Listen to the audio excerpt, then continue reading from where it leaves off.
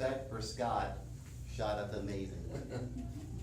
He comes to here and to, in the Winter Park, and I've never heard him complain about the drive. You've complained about traffic, but that's because you live in Orlando. Of course we have terrible traffic, and you don't love South Florida for that. But he's never complained about the distance that he's come to be with us, and I appreciate that so much, because you know what? I'm a complainer. If I have to go more than about 5 miles, I'm just not a happy camper, one little bit. I don't do I-4, you know what I'm saying? But he comes without complaining, just so he can really, I don't think to help himself, but really to help us. The second thing I was going to talk about is his coaching. My kids were in football and soccer and so forth, and I never coached them. And yet Scott coaches kids that are not his own. And I was thinking, you know, he really doesn't have anything to gain from that.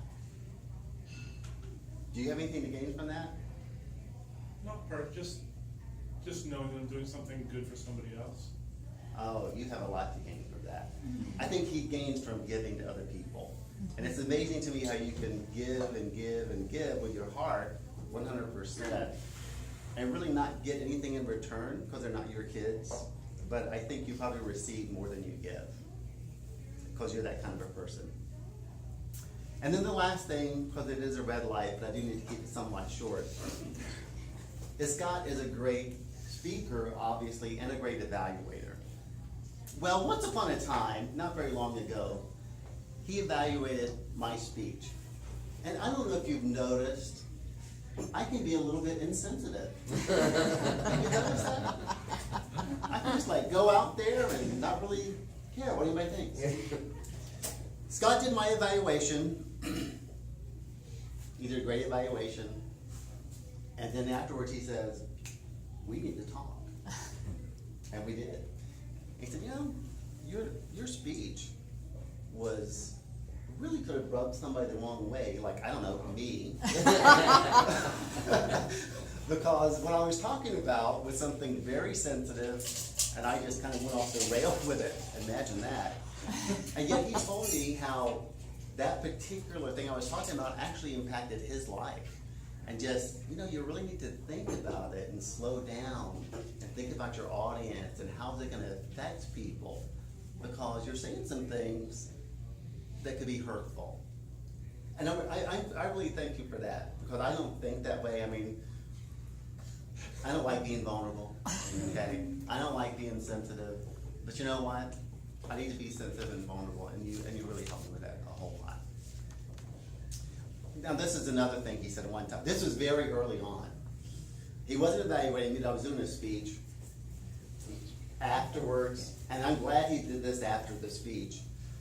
He said, Tom, I don't know if you've noticed it, but you need to wear a t-shirt when you speak. I said, what are you talking about? He said, well, you tend to sweat a lot. And we can all tell, especially when you raise your arms. Now, I'm glad it's when I raise my arms, not just when I get close to you. It's like, oh my God, he sweats. But you know, that was also another thing that was very, very sensitive. He did it in such a tactful way. And you know what? I wear t-shirts now, which is awesome. Yeah. So Scott, we love you very much. We're going to miss you, and I'm going to see you because my son lives down near Fort Lauderdale. I'm not sure if I can make it this time on the 4th because it's a packed trip. But we love you very much, and we appreciate so much you being here. Very good.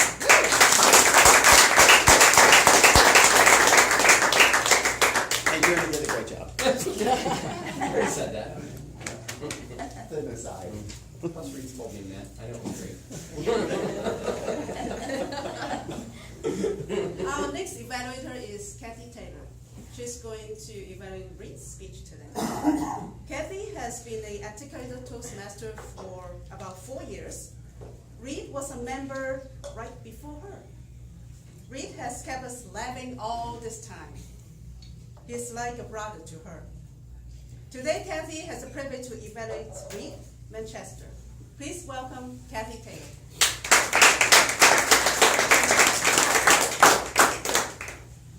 Again, good morning, everyone. Good morning.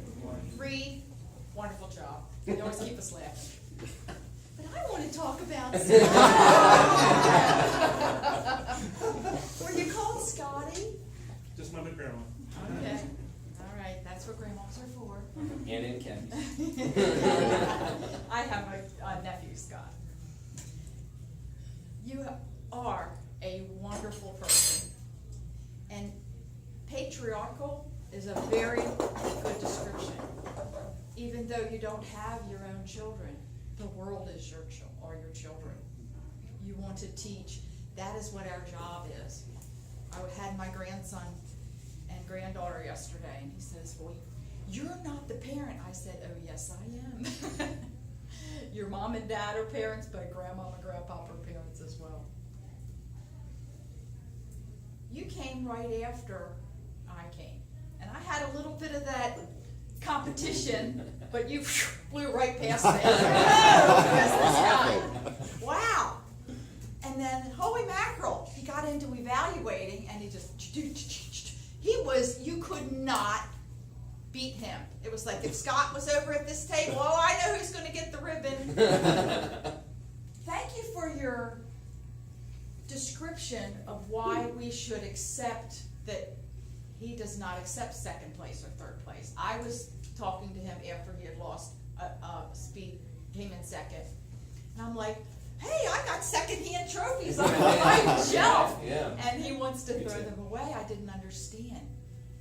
But you opened my eyes to that. I never thought about that.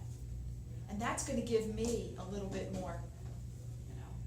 I went through a time in my life where I was going through this journey and I was confused. I didn't know what direction I needed to go in. I didn't know who to go to. And I said, Scott, would you sit and talk with me? Help me, please.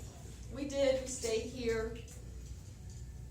And I don't remember exactly the words and everything that he told me. But I left there going, wow, I was thinking this way, but he helped me think this way and broaden my thoughts.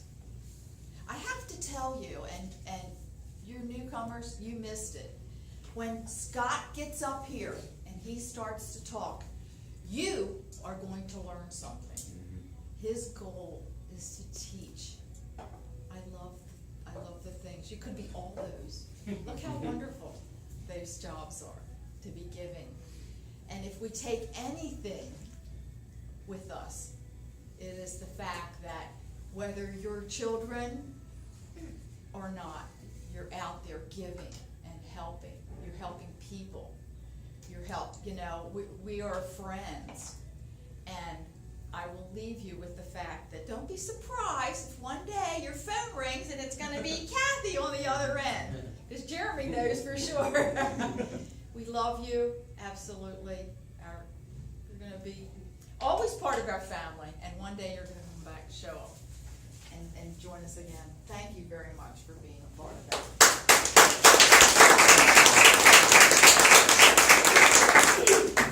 We love you, buddy.